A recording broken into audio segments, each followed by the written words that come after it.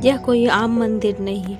यह वो स्थान है जहाँ आस्था और अनुभव के लिए जानी जाती है। यह मंदिर किसी मूर्ति का मोहताज नहीं, बल्कि 3 पिंडियों में पूजी जाती है। आकारहीन होने के बावजूद भी यह सबसे सजीव और सब कहा जाता है इस गुफा में पहुंचना शरीर की यात्रा नहीं, बल्कि आत्मा की मंजूरी है। जब तक माँ की मंजूरी ना हो, कोई भी भक्त इस रहस्य शक्ति तक नहीं पहुंच सकता है। जब तक माँ की आज्ञा न हो तो कोई भी भक्त इस रहस्य मंदिर में पहुंच नहीं सकता है। कई श्रद्धालुओं को यह भी मानना है कि जब माँ बुलाती है तब राहें खुद ब खुद खुल जाती हैं, चाहे परिस्थिति कैसी भी हो। यह धाम एक तीर्थ नहीं, बल्कि शक्ति और श्रद्धा और चमत्कार का संगम है, जो हर साल लाखों उन लोगों को ना किसी बुलाता है और ना कि बदल कर लौटे। हम बात कर रहे त्रिकूट पर्वत, शांत और रहस्यमयी गोद में बसा माँ वैष्णो देवी के मंदिर। वह केवल यह एक मंदिर नहीं है कि आत्मा को झंझोड़ देने वाली आस्था का, चमत्कारों का जीवित परिमाण है। जम्मू कश्मीर राज्य के ऊंची चोटी पर यह तीर्थ स्थान न केवल श्रद्धा का केंद्र है, बल्कि इसके गर्भ में बहुत सारी छिपी कहानियाँ जो स्पर्श करते हैं हमें से दुख। श्रीधर की कहानी तो सुनी होगी। वो साधारण गृहस्थ ब्राह्मण के जिसकी पूजा बुलावे पर माता स्वयं प्रकट हो जाती थी और यही मंदिर की स्थापना की। लेकिन आप क्या जानते हैं कि उस तपस्वी रत्नाकर की कहानी नाम सुना है? लेकिन इतिहास के पन्नों में एक और नाम दबा हुआ है जिसका नाम है रत्नाकर। रत्नाकर उस तपस्वी की कहानी जहाँ न प्रसिद्ध हुआ और न किसी मंच पे आया, लेकिन मौन तपस्या से समर्पण ने स्वयं देवी को प्रस्थायी रूप से रहने के लिए प्रेरित किया। रत्नाकर कोई साधारण मनुष्य नहीं था, लेकिन उसकी महानता इस बात में थी कि उसने कभी तपा को दिखावा नहीं किया। वह हर दिन हर क्षण माँ को याद करता रहा, बिना किसी फल का कामना के, बिना किसी वरदान के।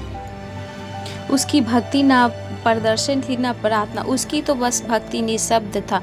और कहते हैं ऐसे निशा समर्पण से समर्पित से आमंत्रित किया गया कि वो शक्ति है जो आज वैष्णो देवी के नाम से जानी जाती और हमारे रूप में सब। जब माँ हमारे वैष्णो देवी के इतिहास को पलटते हैं तो एक गहरी सच्चाई सामने आती है। यह स्थल केवल यात्रा की आस्था से नहीं, बल्कि उसमें छुपी गुमनाम तपस्वी की साधना समाहित हुए। श्रीधर ने भक्ति के सार्वजनिक किया, लेकिन रत्नाकर उसी भक्ति को अपनी आत्मा में। शायद यही था कि माँ का बुला आज भी रहस्यमय है और उसकी गूंज में रत्नाकर अनसुने अनदेखे से साधकों की आज भी बोलती है। माँ वैष्णो की यात्रा केवल एक तीर्थ यात्रा नहीं, यह आत्मा की परीक्षा है।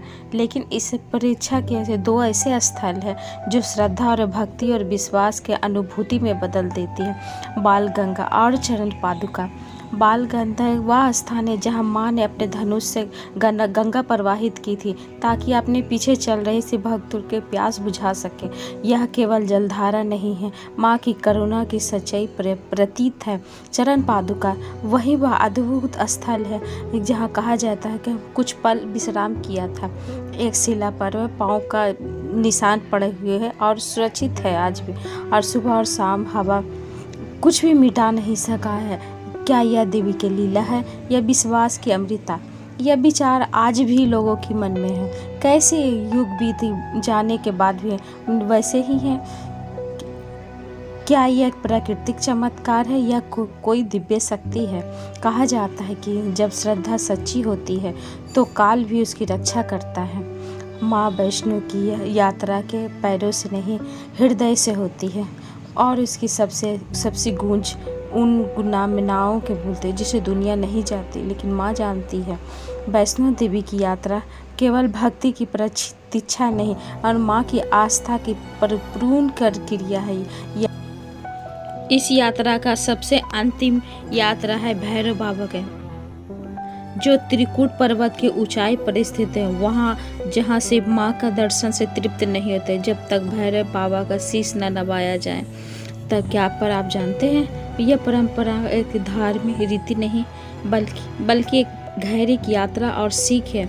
किंवदंती कहती है भैरवनाथ एक तांत्रिक था, एक ऐसा साधक जिसने शक्ति की खोज की थी, परंतु माँ बुद्धि भ्रष्ट हो गया था। माँ वैष्णो का पीछा करते करते उसने उन्हें संस्कारी दृष्टि से देखा और अंततः त्रिकुट पर्वत पर उसका वध कर दिया।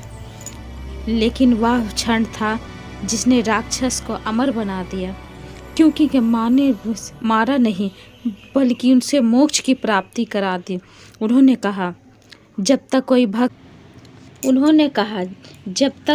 भक्त तुम्हारे स्थान पर आकर माथा नहीं टेकेगा, मेरे दर्शन उसे पूर्ण नहीं माने जाएंगे। क्या ये समान राक्षस का दिया गया वरदान हो सकता है? शायद नहीं। यह संकेत करता है कि भारत के इसके भैरवनाथ एक भ्रष्ट नेता था, ना कि जन्मजस थे, लेकिन उसकी साधना पूरी नहीं हुई थी, क्योंकि उसकी करुणा पूरी नहीं है। माँ ने उसे दंड नहीं दिया, उसकी साधना का पूर्ण किया, और यही है देवी का न्यायता का पूर्ण का नियम और न्याय थे। माँ ने उसे दंड नहीं दिया, उसकी जन्मजात वह दैत्य नहीं था, लेकिन उसकी अंत करुणा से पूर्ण किया। माँ ने उसे दंड नहीं दिया, उन्होंने उसे उन्नति दी। यही है माँ की न्याय किया ममता की अनुपम उदाहरण। भैरव मंदिर की दीवारें आज भी गवाह हैं, उन असंख्य भक्तों की गवाह हैं जिनकी जीवन यहाँ आके बदली है। कई लोगों ने यहाँ पे आके आंतरिक सुखों का मन किया, किसी ने आंतरिक सुख का आनंद लिया और किसी ने प्रकाश में बदलते हुए पाया। तो भैरव बाबा का मंदिर कोई अंत नहीं, कोई बल्कि पूर्णता है, जहाँ की भक्ति का आदपूर्ण और भोज मोक्ष की प्राप्ति होती है, जहाँ विज्ञान के उत्तर थम जाते हैं और तर्क की सीमाएं धुंधली पड़ से। माँ वैष्णो देवी का धाम ऐसा ही एक स्थल है जहाँ विश्वास की शक्ति के हर दलील से बड़ी लगती है। इस मंदिर से जुड़े रहस्य केवल धर्म और परंपरा से सीमित नहीं है, वे सवाल के बन के खड़े होते हैं जिनका कोई उत्तर के ना तो वैज्ञानिक प्रयोगशाला मिला और ना ही किसी तर्कसार से मिला। तो क्या है ये पर्वतीय गुफा में ऐसा जो लाखों करोड़ों श्रद्धालुओं को बार बार यहाँ खींच लाता है? क्यों यहाँ आने से पहले है बुलावा आया है? क्या वास्तव में हर बुढ़ापे के कोई शक्ति उपस्थित रहती है? आज विशेष यही सब बातें आपसे की करेंगे। तो आध्यात्मिक यात्रा, एक ऐसी यात्रा जहाँ हर मोड़ एक रहस्य से भरा है, हर एक गुफा एक अदृश्य कथा को अपने भीतर समेटे हुए है, और हर क्षण आपको एक ऐसी शक्ति से जोड़ता है जिसको शब्दों में नहीं, जिसको केवल अनुभव में किया जा सकता है। यह एक तीर्थ स्थल की कहानी नहीं है, यह उन रहस्यों की कहानी का रहस्य है जो उन रहस्यों की पन्नियों में तब इतिहास की परतों में खो, जिनका आज पहली बार हो रहा है खुलासा। माँ वैष्णो देवी का मंदिर जितना पवित्र है उतना ही रहस्यमय। इसमें आज हम आपको बताएंगे, इतिहास तो नहीं बताएंगे, लेबल उन कहे रहस्य की अनकहे दुनिया में जहाँ लोग कम जानते हैं, जो आपको ये होगा आपके YouTube channel blog with Ravi Kumar में। तो आप लोग इसे जानने के लिए जुड़े रहिए। तो आज उसे उजागर करेंगे। तो हो सकता है, और अगर आप वैष्णो देवी के भक्त में कमेंट बॉक्स में जोर से लिखिए जय माता दी। तो अब देर किस बात की, आइए शुरू करते हैं कुछ ऐसी खोज जो आस्था और श्रद्धा को एक साथ जोड़ता है। घने जंगलों की खामोशी, पर्वतीय हवाओं की शीतल और पर्वतीय घिटस, एक ऐसी ऊर्जा जो शब्दों में नहीं कहा जा सकता। वो वही स्थान है जहाँ माँ वैष्णो का मंदिर है स्थित है। भारत के उत्तर में जम्मू कश्मीर कटरा नगर के समीप त्रिकुटा पर्वत पे ऊंचाई पर यह गुफा बसी। यह श्रद्धा और सदियों से यह भक्ति का केंद्र बना है। यह तीर्थ केवल यात्रा नहीं है, ये आत्मिक जागरण है। यहाँ पहुँचने वाला हर व्यक्ति माँ की भक्ति के लिए नहीं, करीब 5200 फीट के ऊंचे न केवल अपने धार्मिक मति के लिए ही जाना चाहते हैं, बल्कि एक स्थान यह अपने स्थान में एक दुर्बल मेल है। त्रिकुटा के तीन प्रकृतियों चूटा में पवित्र एक स्थापित है। यह महाकाली, महालक्ष्मी और महासरस्वती एक जीवन के प्रतीक है, त्रिदेवी शक्ति का। इस मंदिर तक यात्रा में भक्त बर्फ से रास्तों और पतली घाटियों और ऊंचाइयों के चुनौतियों को सामना करता पड़ देता है। ये संघर्ष का नहीं, पर ये एक सौभाग्य का, ये कठिन सफ़र कठिन जरूर है, लेकिन यह रास्ता एक अग्र रास्ता का शक्ति का साथ देता है। हर साल करोड़ों शक्ति भक्तालु के भारत के कोने कोने से और विदेशों से यहाँ ऐसा विश्वास है कि जो कोई सच्चे मन से माता के दरबार में आता है उसकी हर कामना पूर्ण करती है। यहाँ की हवा में जैसे एक भरोसा खुला हुआ है, माहर पुकार सुनती है। यहाँ पहुँचने वाले हर भक्त केवल वरदान लेकर नहीं जाते, बड़े एक शांति, एक ऊर्जा, एक आत्मिक बल लेकर लौटते हैं। और शायद यही है यह स्थान की सबसे बड़ी विशेषता है। ये केवल देह की नहीं, आत्मा की यात्रा है। यह गुफा, ये पथ, ये पर्वत, सब कुछ एक दिव्यता है। यह कहानी एक कहते हैं यह कोई साधारण मंदिर है, बल्कि उस सच्चे अनुभव का संगम है जहाँ मनुष्य शरीर और आत्मा का मिलन होता है, एक ही ओर माँ की ओर झुकते हैं। और यही कारण है कि वैष्णो देवी की यात्रा हर युग, हर पीढ़ी के एक नया अर्थ लेके आता है। कभी श्रद्धा की परीक्षा लेकर, कभी आत्मिक उत्थान लेकर। लेकिन जब श्रद्धालुओं के मार्ग प्राचीन कथा से परिचित होते हैं तो कई लोग चकित रह जाते हैं। ये कहानी केवल एक देवी के अवतरण की नहीं है, बल्कि धर्म की पुनर्स्थापना की त्रिवेणी के प्रतीक है। वैष्णो देवी की यह कथा प्रायतः 3 भागों में विभाजित और सुनी जाती है और इसकी शुरुआत होती त्रेता युग से। उस समय पृथ्वी पर अधर्म और अत्याचार का इस कदर बढ़ चुका था जो भूमि देवी से पीड़ित से बैठी थी। त्रिमूर्ति ब्रह्मा, विष्णु, महेश के पास रक्षा की गुहार लेके गए, लेकिन त्रिमूर्ति भी के समाधान नहीं कर असमर्थ थे। तभी तीनों की शक्ति के देवी लक्ष्मी, देवी काली और देवी सरस्वती ने एकत्र होकर एक भूतपूर्व निर्णय लिया। उसने सामूहिक शक्तियों से एक दिव्य ऊर्जा का निर्माण किया। उस सम्मिलित शक्ति से एक अलौकिक प्रकाश उत्पन्न हुई, जिसमें एक तेजस्वी कन्या का रूप धारण किया। वही बालिका बाद में वैष्णो देवी के रूप में जानी गई। इस काली देवी ने मेरा जन्म क्यों हुआ? देवी ने मुस्कुरा के कहा, तुम्हारा जन्म पृथ्वी जन अधर्म की धर्म को हटाने और पुनः स्थापना करने के लिए दक्षिण भारत के लिए रत्नाकर और उनकी पत्नी के घर में होगा। तुम्हारा उद्देश्य होगा साधना, सेवा और अंततः सेवा, भगवान विष्णु में नील होकर मोक्ष प्राप्त करना। बालिका तीनों देवियों को प्रणाम किया और वे अवसर पर आशीर्वाद का और धनी के जन्म लेने के लिए चल पड़े। कुछ समय बाद रत्नाकर की एक अनुपम सौंदर्य दिव्य तेज से कन्या ने जन्म लिया, जिन्हें उसने प्रेम नाम पूर्वक उसने अपने बच्चे का नाम वैष्णव रूप रखा। और वह माँ वैष्णो देवी सांसारिक शिक्षा से बांध नहीं सकी, वह अलौकिक ही थी। वह उनका उद्देश्य ज्ञान अर्जित करना ही नहीं, बल्कि आत्मबोध है। यह ऐसा बोध जो साधना की संभावना ही से सर्द है। उन्होंने भौतिक सुख सुविधाओं के अपने खुद से अलग किया और निर्भय के एकांत जंगलों की ओर चल पड़े। वहाँ जीवन की प्रकृति और मोह की साधना थी। उसी एकांत जीवन के दौरान वैष्णो देवी के भेंट हुई था और उनका भेंट हुआ भगवान राम से, जो 14 से है। और राम भगवान उनके नंद मस्तक हो गई। उनका स्पष्ट था वो भगवान विष्णु के अवतार थे। वैष्णव ने प्रार्थना की, प्रभु मुझे मोक्ष के मार्ग ले चलो, मुझे ईश्वर के लीन होने का उपाय बताइए। श्री राम ने कहा, प्रेम पूर्वक उत्तर दिया, ये समय व संयोग संभव नहीं है, परंतु जब मेरा वनवास समाप्त होगा और मैं लौटूंगा तब तुम मुझे पहचान लो, तुम्हारी साधना पूर्ण हो जाएगी।